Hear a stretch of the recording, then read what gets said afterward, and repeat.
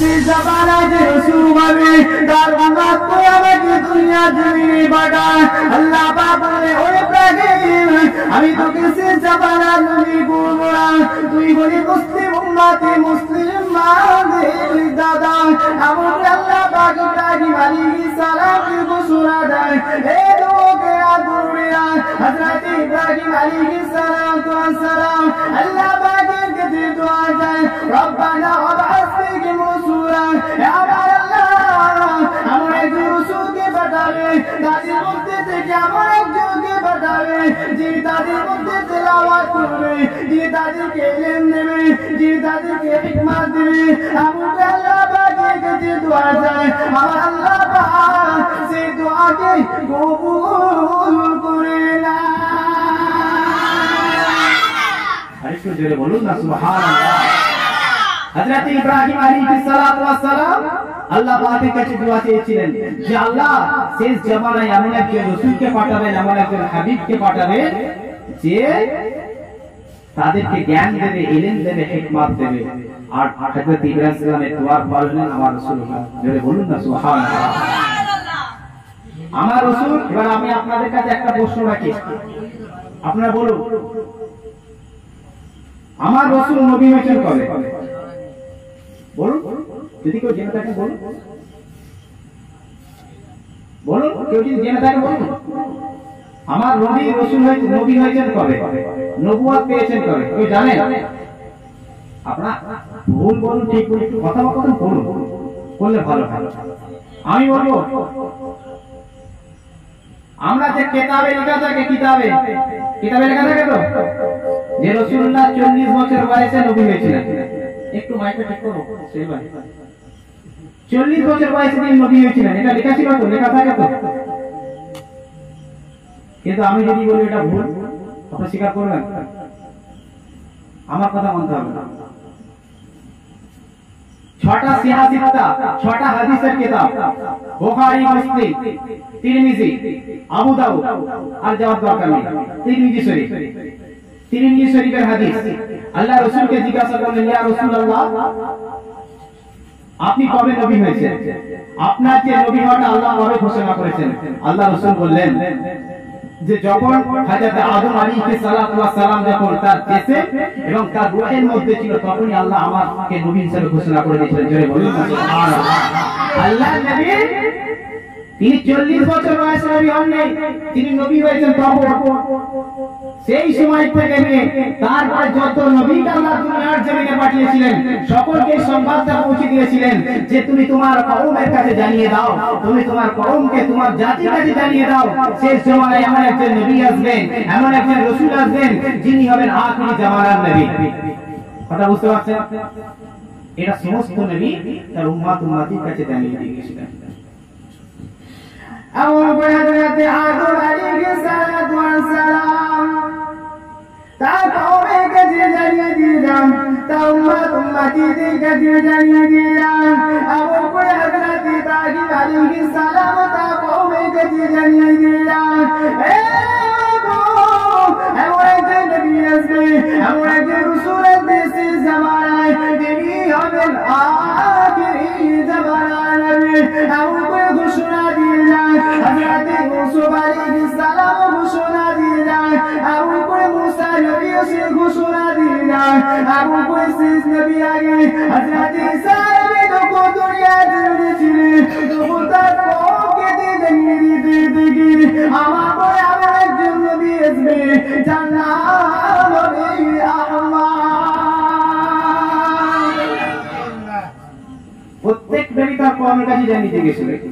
আর আমার নবীর আসার আগে যে নবীদের দুনিয়াতে এসেছিলেন তার নাম হচ্ছে হযরত ঈসা আলাইহিস সালাম।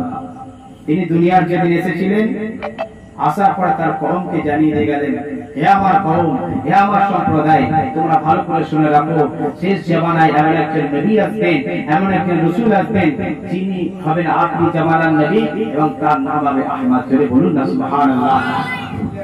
আচ্ছা, ইব্রাহিম নবী দুনিয়াতে এসেছিলেন, আসার আগে কোন নবী ঘোষণা দিয়েছিলেন যে এরপরে এই নবী আসবেন? কোন নবী বলেননি। মুসা নবী যখন দুনিয়ার জমিনে এসেছিলেন তার আগে কেউ বলেছিল যে অমুক নবী আসবেন? কেউ বলেনি। তারপরে যখন হযরত ইউসুফ আলাইহিস সালাম এসেছিলেন কোন নবী সেই ঘটনা দেন নাই। খালি এইটাই এসেছিল যে যখন ইউসুফ নবী ছিলেন তারপরে কোন নবী হবে এইটা শুধু জানিয়ে দেওয়া হয়েছিল, কিন্তু মুসা নবী কবে এসেছেন আর ইউসুফ নবী কবে এসেছেন এই ঘোষণা কেউ কখন দেননি। কিন্তু আমার আপনার নবী যখন দুনিয়ার জমিনে এসেছিলেন তার আগে যে কজন নবী এসেছেন, রাসূল এসেছেন, সকলকে আল্লাহ বলা হয়েছে, কারণ আমার নবী দুনিয়াতে এসেছেন, এটাই রাসূলের পার্সোনালিটি। বলুন না সুবহানাল্লাহ, এটাই রাসূলের মর্যাদা। আমি বলছিলাম না মর্যাদা নিয়ে আলোচনা করবো, এটা একটা মর্যাদা। এবার রাসূলুল্লাহ যখন দুনিয়ার জমিনে এলেন এত তিনি বিখ্যাত হলেন কি করে? স্বাভাবিক ব্যাপার, স্বাভাবিক ব্যাপার। জেনা ব্যভিচারী ছিল, রাহাজানি ছিল, খুনোখুনি ছিল, জোর জার মূল উত্তার ছিল, এমন করে সমস্ত রকমের অন্ধকার কালো কাজ সেই যুগে হতো। ওই হওয়ার পরে যখন রাসূলুল্লাহ দুনিয়ার জমিনে এলেন তখন অন্ধকার চারিদিক ছড়িয়ে পড়েছিল। আমার রাসূল যখন দুনিয়ার জমিনে এলেন আসার পরে তখন দুনিয়ার অন্ধকারগুলো আল্লাহ রাসূলের নূরের ছিলায় দূরীভূত হয়ে গেছিল। জোরে বলুন না সুবহানাল্লাহ, আরেকটু জোরে বলুন না সুবহানাল্লাহ। আল্লাহ নবী যখন দুনিয়া জমিনে এসেছিলেন সেই সময়কারটা ছিল 570 খ্রিস্টাব্দে।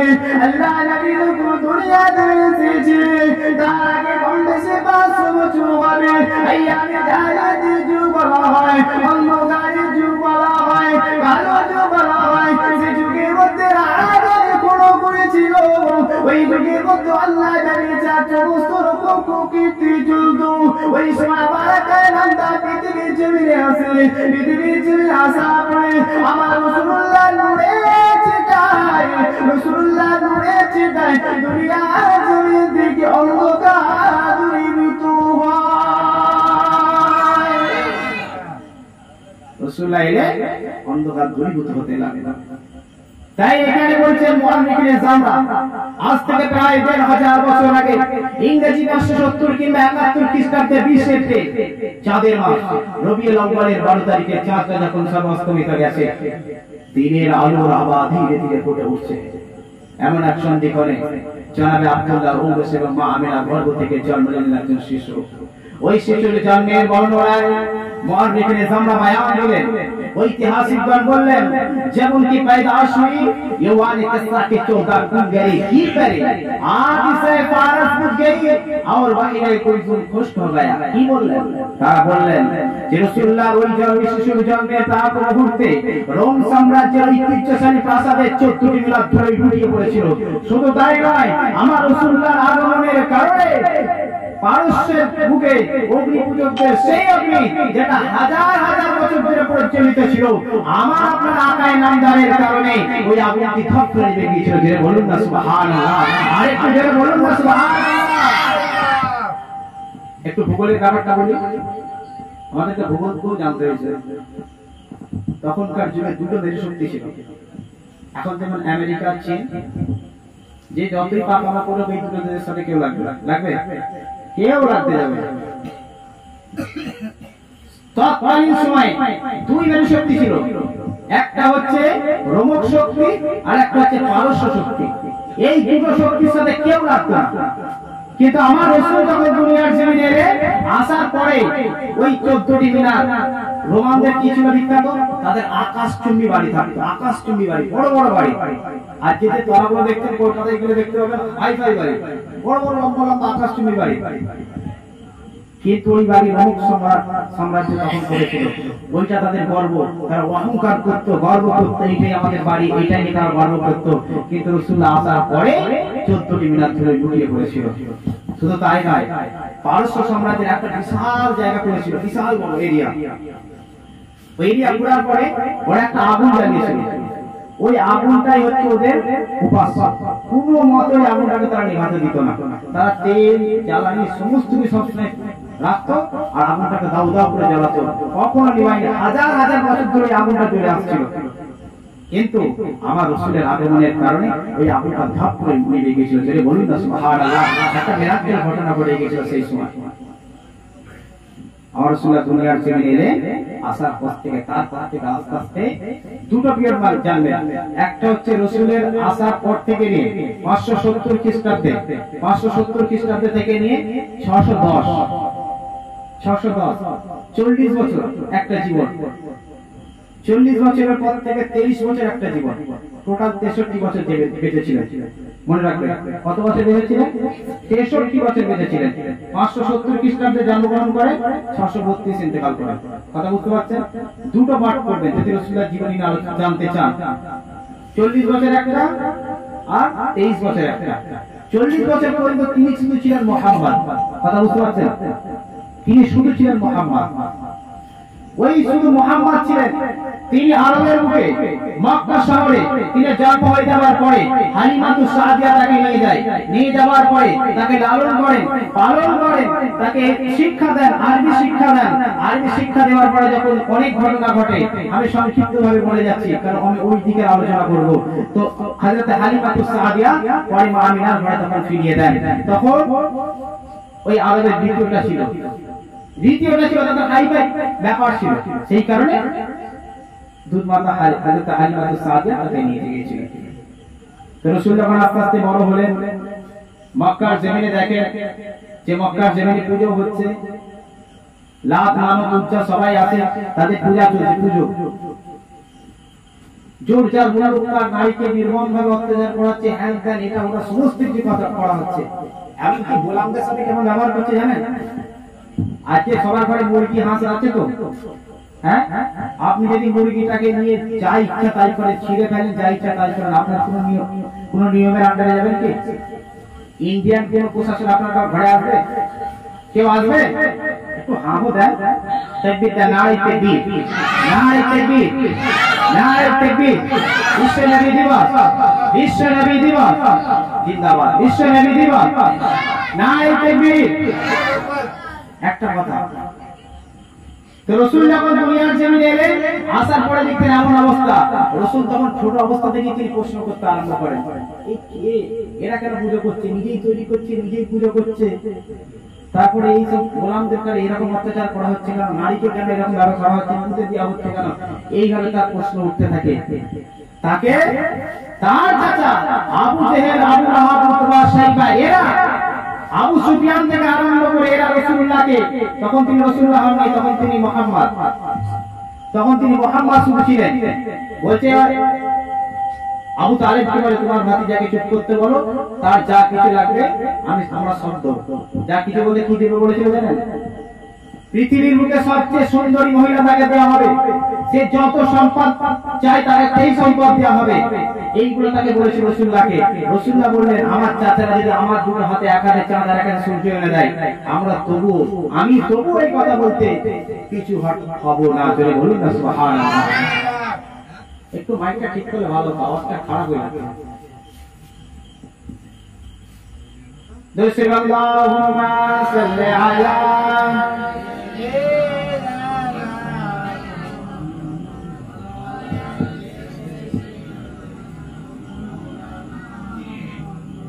তো যে কথা বলছিলাম, এরপর আসছে রাসূলুল্লাহ 40 বছর বয়সে। 40 বছর বয়সে যখন কোরআন নাযিল হবে, প্রথম যখন রাসূলুল্লাহকে রিসালাত দেওয়া হবে, রাসূলুল্লাহ তখন কোথায় গিয়েছিলেন? হেরা পর্বতে গিয়েছিলেন। আমার রাসূলুল্লাহ হেরা পর্বতে চলে যান, সেখানে গিয়ে আল্লাহ পাকের কাছে প্রশ্ন করে, ভিতরে প্রশ্ন করে, মহাশূন্যে প্রশ্ন করতে থাকে, এই আসমান কে বানালো, এই জমিন কে বানালো, এই চাঁদ কে বানালো, এই চাঁদ কার কথায় ওঠে, এই সূর্য কার কথায় ওঠে, এই মানুষকে কে বানালো, এই চাঁদ সূরা গাছ পালা নদী নালা সমস্ত কে বানালো, এই গাছের মধ্যে সবুজ কে ঢেলে দিল, এই ফুলের মধ্যে রং কে ঢেলে দিল, এই ফুলের মধ্যে খুশবু কে দিল। আর রাসূলুল্লাহ বলতে থেকে আর করে হঠাৎ শূন্য থেকে আওয়াজ আসে, আল্লাহ মুহাম্মদ বলে আওয়াজ আসে রাসূলুল্লাহ দাঁড়িয়ে যায় রাসূলুল্লাহ তখন দেখতে থাকে দেখুনি তিনি কাউকে দেখতে পেল না হঠাৎ রাসূলুল্লাহ দাঁড়িয়ে চলে যায় আবার তার মাথায় প্রশ্ন বলা আছে আসমান কে বানালো এই জমিন কে বানালো এই আকাশ চাঁদ কে বানালো আবার মুহাম্মদ বলে ডাক আসে রাসূলুল্লাহ তখন দাঁড়িয়ে দেখতে থাকে তখন রাসূলুল্লাহ কাউকে দেখতে পেল না আবার রাসূলুল্লাহ আবার দাঁড়িয়ে চলে যায় আবার ভাবতে থেকে আসমান কে বানালো এই জমিন কে বানালো এই চাঁদ কে বানালো হঠাৎ সামনে থেকে আওয়াজ আসে দেখে মুহাম্মদ বলে ডাকে তখন রাসূলুল্লাহ দাঁড়িয়ে দেখে একজন ব্যক্তি দাঁড়িয়ে রয়েছে যে বলে আনা জিবরাইল মিনাল্লাহ আমি আল্লাহর পক্ষ থেকে জিবরাইল এসেছি আপনাকে রাসূল হিসাবে ঘোষণা দিতে। এখানে একটা ফুল ইনফরমেশন দেওয়া হয় কি জানেন বলবো শুনে রাখুন কাজ হবে কি দেওয়া হয় রে রাসূলুল্লাহ হেরা পর্বতে ইবাদত করতেন ইবাদতটা কি নামাজ পড়তেন রোজা রাখতেন কোরআন পড়তেন তাসবিহ করতেন তাই তো নাকি তাই তো সবাই স্বীকার করতেন তো আমি যদি বলি সব কিছু করছিলাম কি হবে দেখছো তো মনে সেন্টার কথা আলাদা ওরা একটা আলাদাই বলে ওরা নিজেদের সব যায় দিতে না বুঝতে হবে আমি বর্তমান ধর্মতত্ত্ব নিয়ে পড়াশোনা করছি আমি খ্রিস্টান নিয়ে পড়েছি হিন্দু ধর্ম নিয়ে পড়েছি আমি বৌদ্ধ ধর্ম নিয়ে পড়েছি আর ইসলাম ধর্ম নিয়ে পড়ছি চারটে ধর্ম নিয়ে পড়াশোনা চলছে আমার আর গ্রন্থ হাদিস কোরআন তো রয়েছে তো রাসূলুল্লাহ সাল্লাল্লাহু আলাইহি ওয়াসাল্লাম যখন হেরা পর্বতে ছিলেন বলেন তো নবী হয়েছেন তো 40 বছর বয়সে সবে তো ওহী আসছে তখন নামাজ পড়ে পড়েছে নামাজ পড়ে পড়লো কোরআন তো হয়েছে হযরত ওসমান রাদিয়াল্লাহু তাআলা আনহুর সময় কম্পাইলেশন হয়েছে একত্রিত করা হয়েছে তাহলে তিনি কোরআন পড়লেন কিভাবে তাসবিহ পড়লেন কিভাবে এই সমস্ত আপনাদের দোষ নয় এক শ্রেণী বক্তা এইভাবে জলসা করে যে যেন রাসূলুল্লাহ ইবাদত করে রাসূলুল্লাহ ইবাদত করছিলেন না রাসূলুল্লাহর মাথায় এক রাস প্রশ্ন ছিল এই আকাশকে বানালো এই জমিনকে বানালো এই মানুষকে কে বানালো এই সমস্ত কিছু কে বানালো মহাশূন্যে প্রশ্ন ছেড়ে দিয়েছিলেন হঠাৎ মুহাম্মদ বলে একটা আওয়াজ এলো শূন্য থেকে রাসূলুল্লাহ দেখলেন চোখ ছেড়ে দিয়ে যেখানে তো কেউ নেই আবার তিনি ধ্যানে চলে গেলেন এই রকম তিনবার হয়েছিল তখন রাসূলুল্লাহ সামনে এসে দেখে একজন হাজির তখন বুখারী শরীফের হাদিস ঈমানের অধ্যায়ে কত হাদিস এই ওহীর অধ্যায়ে কত হাদিস দেখতে পাওয়া যাচ্ছে হযরত জিবরাইল আলাইহিস সালাতু ওয়াস সালাম এসে হাজির জিবরাইল সালাম এসে বলছেন হে মুহাম্মদ ইকরা পড়ো মুহাম্মদ বললেন আনা বিকারি আমি পড়তে জানি না আবার বললেন তাকে জড়িয়ে ধরে বুকের সাথে মুখ ঠেকালেন তারপরে বললেন ইকরা পড়ো তখন বললেন আনা বিকারি তিনি বললেন আমি পড়তে জানি না আবার বললেন ইকরা পড়ো তিনি বললেন আমি পড়তে জানি না বুকে জড়িয়ে ধরলেন তারপরে বলতে আরম্ভ করলেন ইকরা বিসমি রাব্বিকাল্লাযী খালাক খালাকাল ইনসানা মিন আলাক ইকরা ওয়া রাব্বুকাল আকরাম আল্লাযী আল্লামা বিল কলম আল্লামাল ইনসানা মা লাম ইয়ালাম কি বললেন ইকরা বিসমি রাব্বিকাল্লাযী খালাক read in the name of your lord দেখেন উত্তর দেখেন তিনি বলেছিলেন এই আকাশকে বানালো এই জমিনকে বানালো এই চাঁদ সূরজকে বানালো কার কথায় এটা চলছে কার কথায় ঘটছে এই গাছের সবুজকে রং দিল ফুলের মধ্যে খুশবুকে দিল এই আকাশ চাঁদ সূরজ নদী নালাকে বানালো জিবরাইল আলাইহিস সালাম এসে বললেন আনা জিবরাইল মিনাল্লাহ আমি আল্লাহর পক্ষ থেকে জিবরাইল এসেছি উত্তর দিচ্ছেন পরে ইকরা পড়ো বিসমি রাব্বিকাল্লাযী খালাক সেই প্রভুর নামে যিনি আপনাকে সৃষ্টি করেছেন উত্তর আল্লাহ রাসূল শুনে প্রশ্ন ছেড়েছিলেন যে আকাশ এই জমিন কে বানালো আল্লাহ বলছেন এই জমিন আসমান তোমার রব বানিয়েছে মানে আমি আল্লাহ বানিয়েছি জোরে বলুন না সুবহানাল্লাহ আরেকটু জোরে বলুন না সুবহানাল্লাহ পাঁচটা আয়াত নাযিল হয়েছিল তারপর থেকে তিনি রাসূল হয়েছিলেন মুহাম্মদ সাল্লাল্লাহু আলাইহি ওয়াসাল্লাম 40 বছর পরে এটা হয়েছে আপনারা এই ঘটনা পড়েন শুনেন আমি বলেছি তিনটে বিষয়ের উপর অল্প অল্প আলোচনা করব এবার আমি আলোচনা করব রাসূলুল্লাহর মর্যাদা নিয়ে রাসূলুল্লাহর মর্যাদা নিয়ে আলোচনা করব আল্লাহ কোরআনের মধ্যে বলেন আল্লাহ ने कुरान में जिक्र किया व रफअना लका जिक्रा हे रसूल मैंने तुमका जिक्र गुलाम किया, जैसे बोलिए सुभान अल्लाह।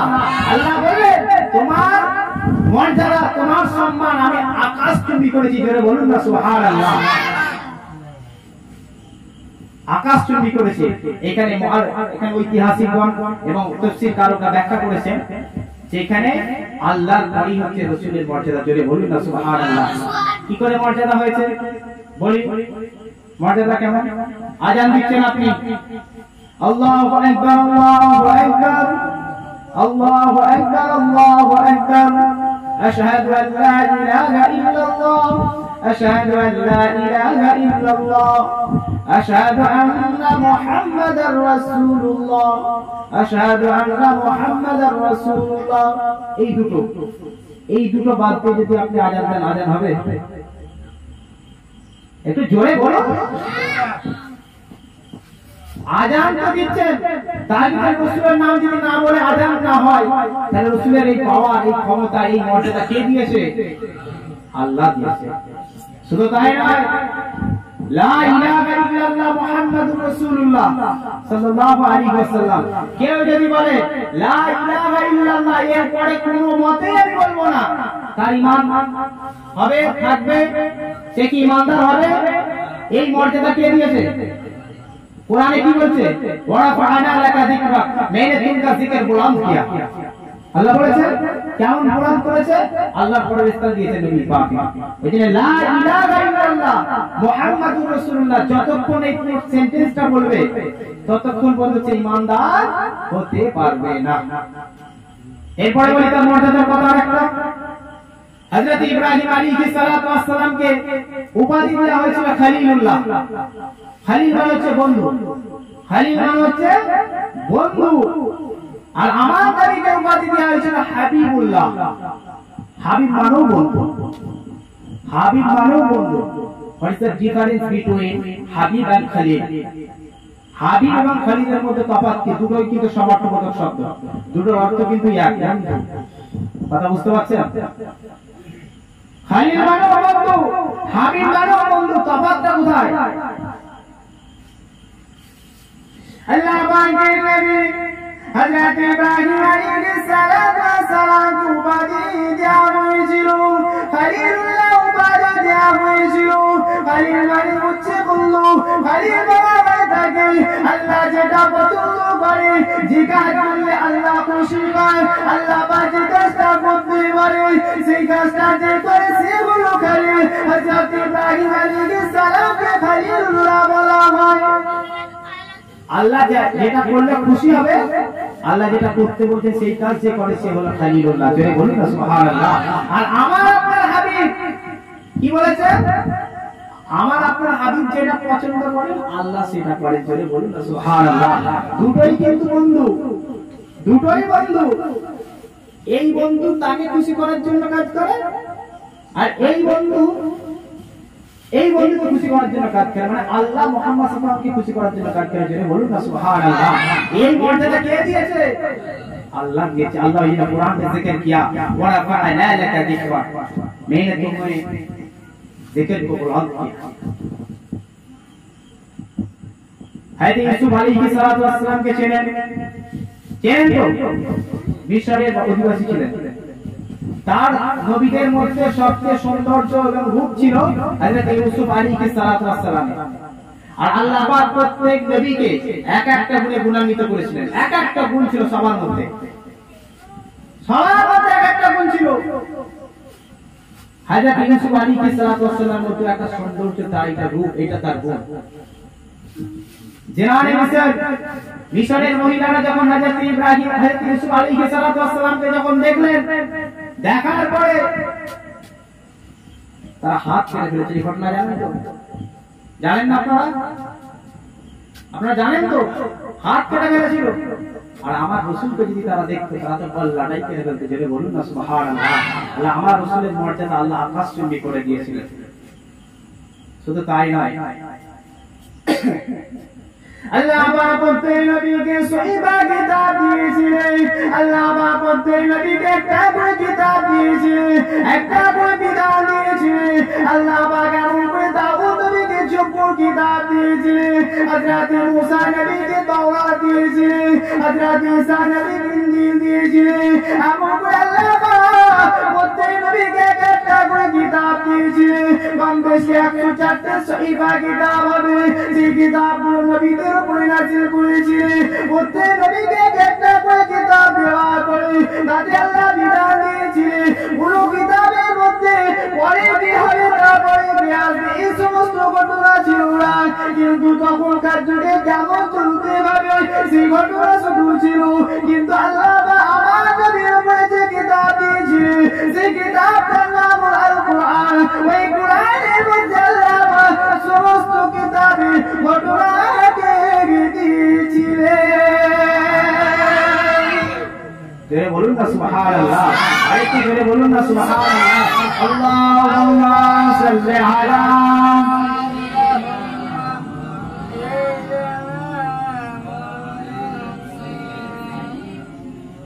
ওয়া আলা আলি সাইয়্যিদিনা